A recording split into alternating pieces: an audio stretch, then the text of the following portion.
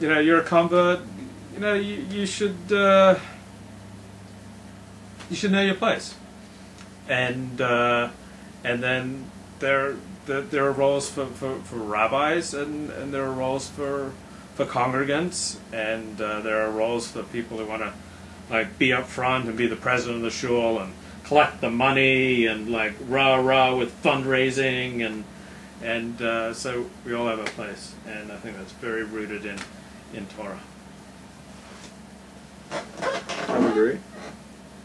Very nicely said.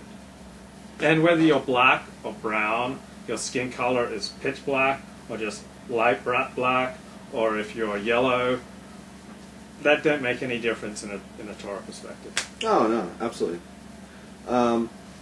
But I just wanted to say that my thing on racism is it's not really race. It's just I know. I went on. Right. I wasn't responding to you. Because my thing is I just used you ethnicity.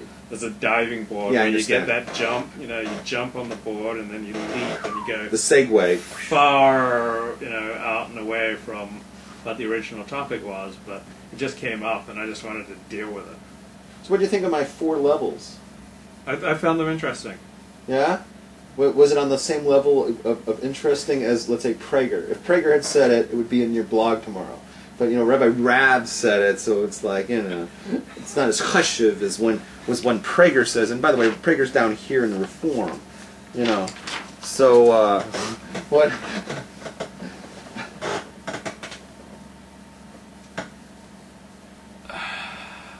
What? There are things that I like to argue about and give opinions on. There are things I don't like to give opinions on. And most of what you said I don't like to give opinions on. Alright, fair enough.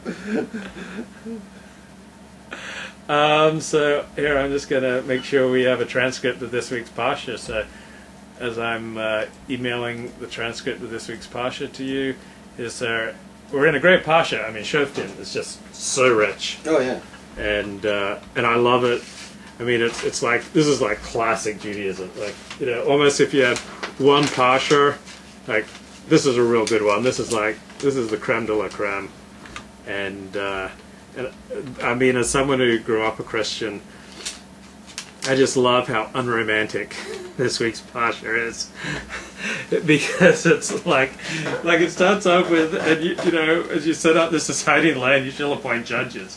And you shall find a place to commune with me, Hashem, and meditate on my supernal qualities, and you shall become more spiritual, and you shall love one another, and your love will just flow from your heart because I love you, and I want you to love me, and then I want you to love one another. So you don't worry about a lot of little laws, just love.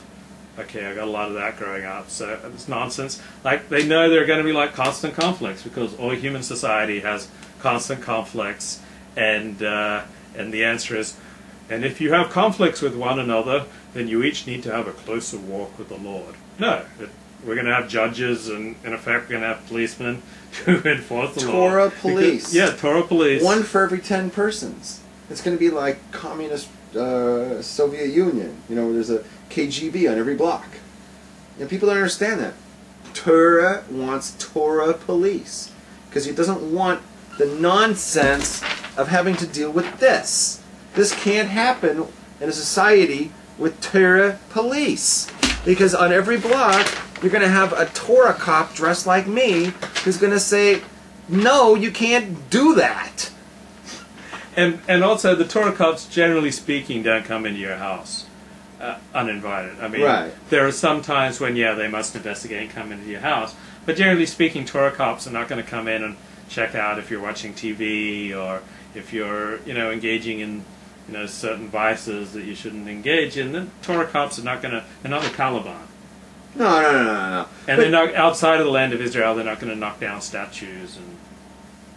they're not the Taliban, and they're not going to fly planes into buildings, and they're not going to the Torah cops are going to go, oh, I saw your daughter talking to a man she's not married to, we must put her to death to preserve the honor of the family. The honor killings. We're not going to do honor killings, and so that's No, I wasn't thinking like that. I wasn't thinking of the individuals. I was talking about, you know, if some rabbi at the end of the block puts together a minyan, right? Yeah. And he starts saying, "Oh, the women here." Like, you know, personally, I don't care. If a woman doesn't want to cover her elbows, that's her business.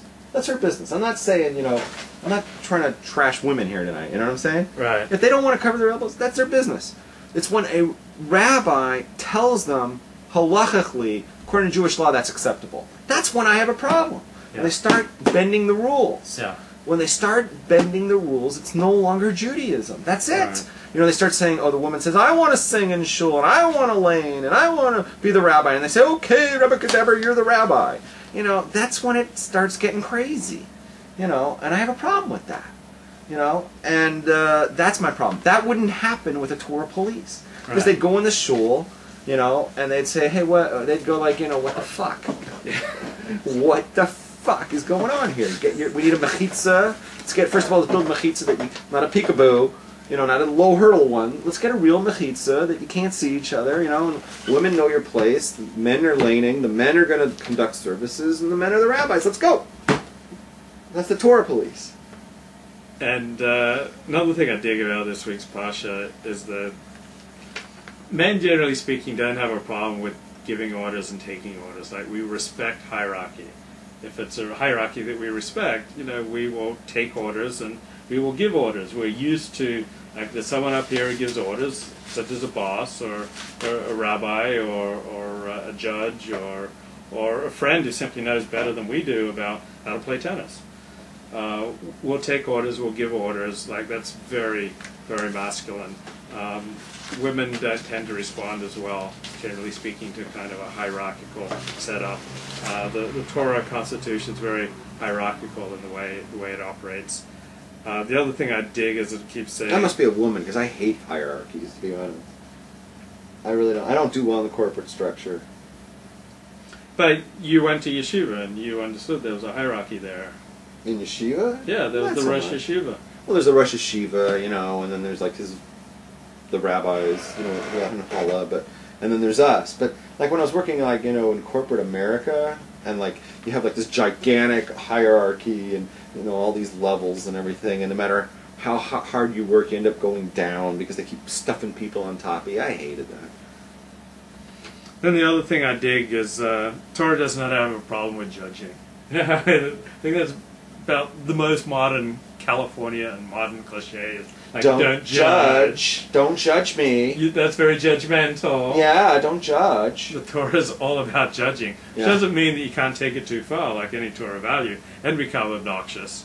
Like Rabs and I go off on all sorts of directions, but you don't hear us saying, and Rabbi Kanevsky of B'nai David, or don't use names. We don't go after people. I've done it once. Occasionally, don't go after names. Yeah, but we don't. You know, we're not like.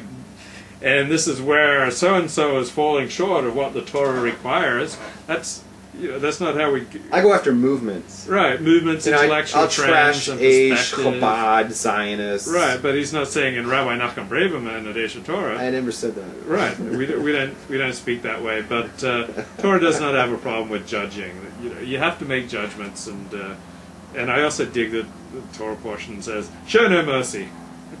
You know, particularly to murderers, you know, you have to free the land from blood guilt. So, you know, you find a murderer, show no mercy. You find people sunk in idolatry, or a city sunk in idolatry, and you verified it. You know, show no mercy. You know, that's the opposite of Christianity. Of course, we live in a Christian country, and that's the problem, because Christianized Judaism, you know, is when Jews have so much Christianity. What's the word I want? Indoctrinated into their soul. Yeah. You know, and then they start talking about Judaism, and they bring Christianity into Judaism and pervert it that way. Yeah. And one of the big things in Christianity is forgive and forget, and you know, turn the other cheek, and just love everybody. You know, and the murderer says he loves Jesus. Yeah. You know, so hey, he's forgiven. Yeah. You know, these are antithetical to Judaism. Torah hates that. Torah says somebody kills somebody, that this person needs to die. That's it. And in fact, if you don't kill that person, if you don't execute them, you're doing them a dishonor and a disservice, because you're taking away their chance to do tshuva. Torah believes in tshuva, in atonement.